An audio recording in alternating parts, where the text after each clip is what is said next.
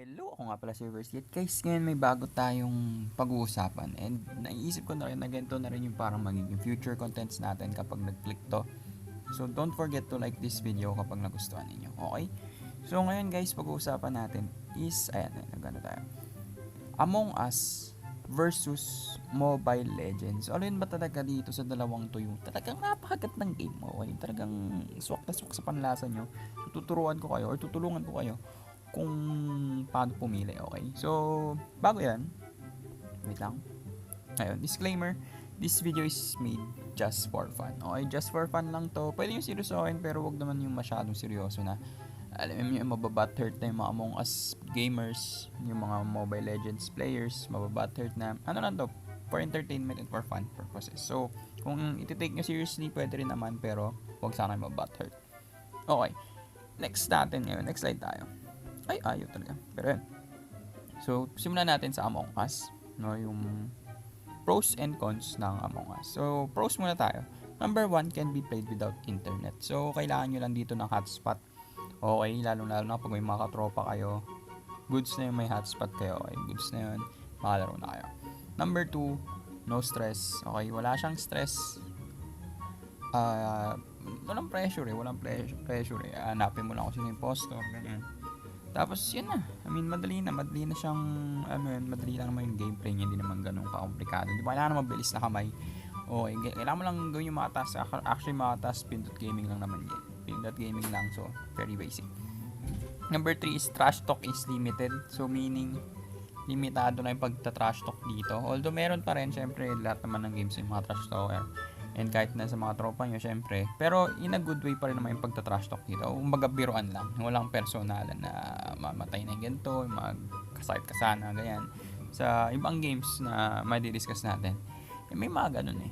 I mean, lahat naman ng Mobile Legends players. Nadulas na ako. Pero yun nga, yung mga Mobile Legends players, may mga ganun talaga. Yung medyo below the belt na yung pagta-trash talk. Number 4 is fast-paced game. So, fast-paced to. Kung mabilis na para sa yung Mobile Legends, mas mabilis to. Although tumatagal pa rin naman yung laban dito, umabot pa rin 15 minutes yung pinakamatagal siguro para hanapin yung impostor. Matagal na yun, okay, matagal na yun. Siguro hindi naman kayo abot na isang oras na hindi pa nalalaman kung sino yung impostor, no? Pero kung mangyari man yun sa inyo, i-comment down below nyo dyan. Or mas matagal pa, so galing ninyo. Ay, hirap na talaga yung hanapin yung impostor. I mean, ang galing na yung impostor na yun, talagang pinatagal niya talaga yung laban. Hindi siya nainip.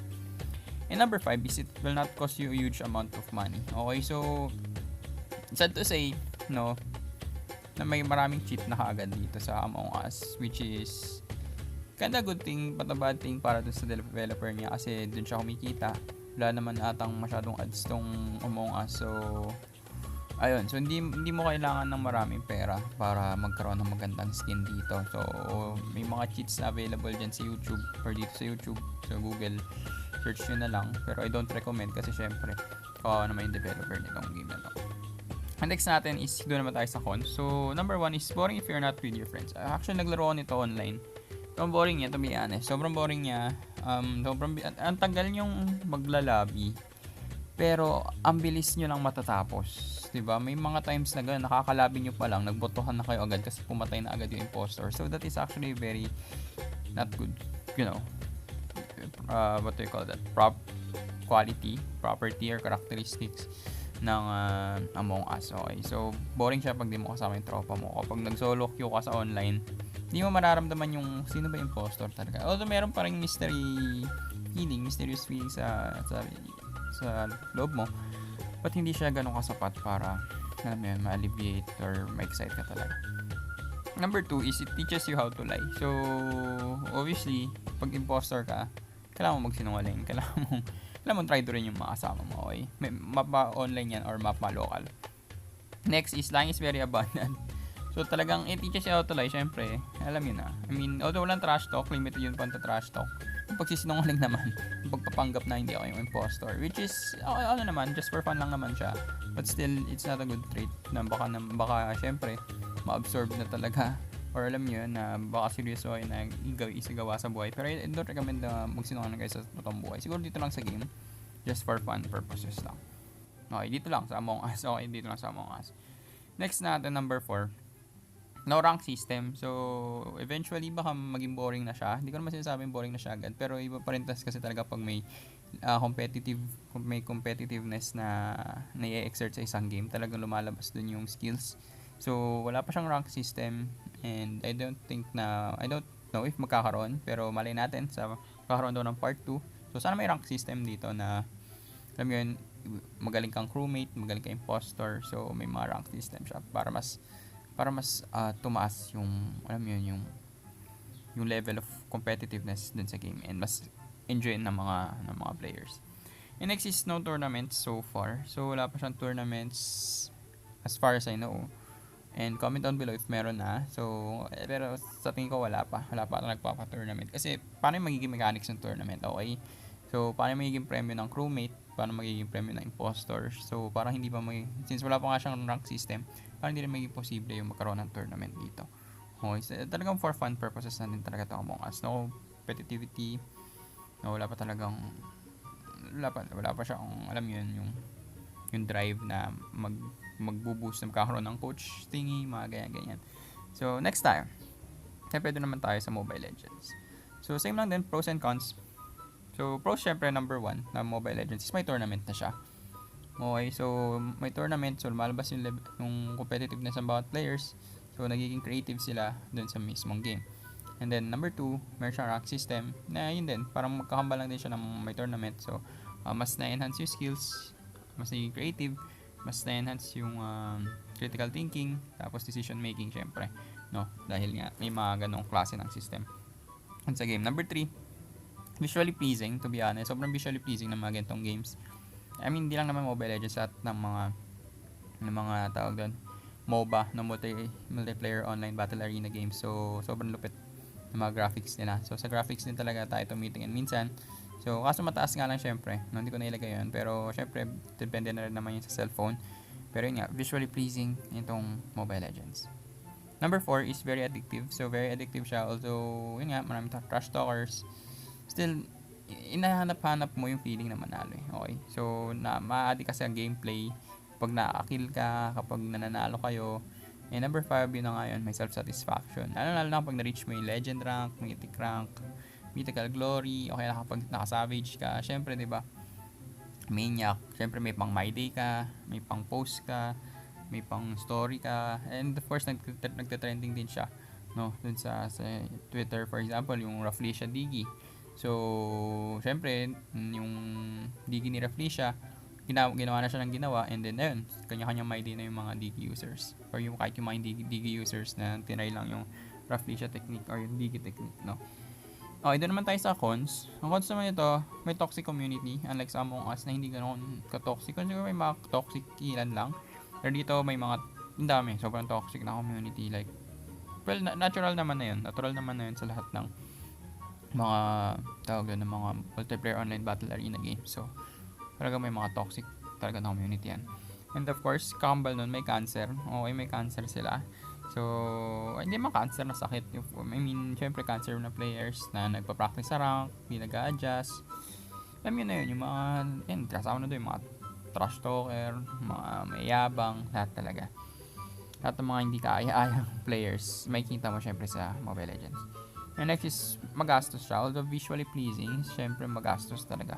Okay, so kapag matagal ka na naglaro ng Mobile Legends, syempre may inggit kayo. Although hindi ka talaga bumibili ng skin, may inggit ka. And then at the same time, hindi ka naman makakapag-hack or makakapag-cheat kasi madedetect ka.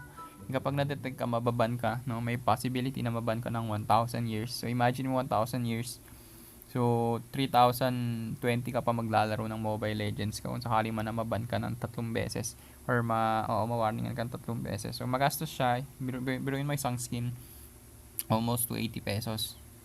So, normal skin pa lang yun. And kapag nag-release pa sila ng mga magagandang skin talaga, although masarap sa mata, syempre may katumbas yun na presyo. Which is natangkilik din naman ng mga players. Pero yun nga, kung medyo gipit ka sa budget, magastos siya. Number 4 is nakaka-stress, lalo na kapag natatalo ka and may mga kasamang cancer, mabagsak yung rank mo. Although yun nga, may self-satisfaction kapag tumataas ka. Meron din ng mga tawag doon, kabaliktaran nun. Which is yung nakaka-assess kapag mabagsak yung rank mo, kapag nalulose streak ka, pag napupugo kayo, kapag alam yun, hindi kayo nananalo or hindi ka nananalo. sa solo queue. So, may stress ka talaga. Imbes na stress reliever, minsan nagiging stress giver pa source ng stress ninyo. And lastly, syempre, trash talk is real. So, lahat naman ng Mobile Legends player siguro na-experience naman trash talk and matrash talk.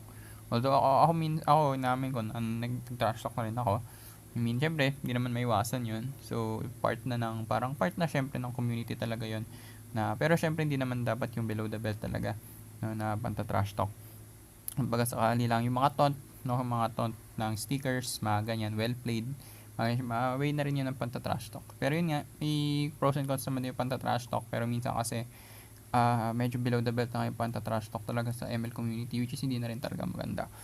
And medyo nakaka-offend rin minsan, no? So, ayun, medyo naapektuhan na rin ibang mga players. So, yung mga pros and cons naman ng Mobile Legends. And now, for the verdict. So, guys, etong verdict na to, nakadepende na yun sa inyo kung tama ba ako or mali. Pero, this is actually my opinion, okay? Pero, dahil opinion ko to, wala akong tama o mali para sa akin. Pero, kayo, hindi ko alam kung paano yung iti-take tong opinion na to. And ito na, ang mananalo. Tanananan. Ayun. So, ang nanalo ay Among Us. And syempre, Mobile Legends. So, guys, I mean, although both sila may pros and cons, ang mahalaga kasi nag-e-enjoy yung tao. Ang mahalaga nag-e-enjoy yung mga players, mahalaga na relieve yung stress nila. Yun naman talaga yung purpose ng mga games na ma-relieve yung stress, mag-enjoy. And, although, yun nga, may mga trash talker, pero still, nakakahanap ka ng self-satisfaction dun sa Mobile Legends kapag nakasavage ka. Dito rin naman sa, siguro sa Among Us kapag napagbibintangan ka impostor, kahit di ka naman taga impostor, medyo masakit din naman yun sa pakiramdam, di ba? Kasi ginagawa mo lang naman yung task, tapos napagbibintangan ka pa, syempre medyo may mapifeel ka rin na parang off, di ba? Pero yun nga, both games maganda. Kudos sa mga developers nito. And ayun, wala akong mapili sa kanila kasi parehas silang may advantages and disadvantages. So, ayun guys, sana nagustuhan yung verdict natin. And don't forget to like the video kung nagustuhan yung video natin na to. And ayun, puro ayun. And comment down below kung ano yung next comparison video natin. So, anong games yung mga gusto nyo i-compare natin. Kung gusto nyo i-compare natin yung Mobile Legends sa gantong game, comment down below. Tapos kung gusto nyo naman yung Among Us sa gantong game, comment down below. So, I think nagbabalak ako na more on ganito na yung magiging content natin. More on PowerPoint presentation na tayo with voiceover. So, syempre, lalagyan din natin ng background music para syempre mas pleasing. Pero ito kasi talaga yung pinaka-maayos na way. Syempre, nabasa ko yung mga comments niyo na yun nga, parang nasa yung tutorial sa mga past videos ko. Pero ito na, gagawa na tayo ng mas systematic na paraan and mag-improve tayo syempre ng content. I mean, 8,000 subscribers na tayo, so hindi na natin mag-upgrade. Hindi na natin of course, gumawa ng kakaiba. Yung tayo lang nakakagawa. And sa tingin ko, ako pa lang yung makakagawa nito na nagpa-PowerPoint presentation, na may voiceover regarding with game reviews, ganyan, game strategies. So, ganito yung balak. Okay, pero ayan. Ay, maraming salamat sa mga nanood. Medyo mahaba ata itong video na to. So, mali ako si Reverse Guy. Comment down below kung ano yung next comparison video na gusto ninyong gawin natin. Okay? So, mali ako si Reverse Guy. Like, comment, and subscribe. Booyah!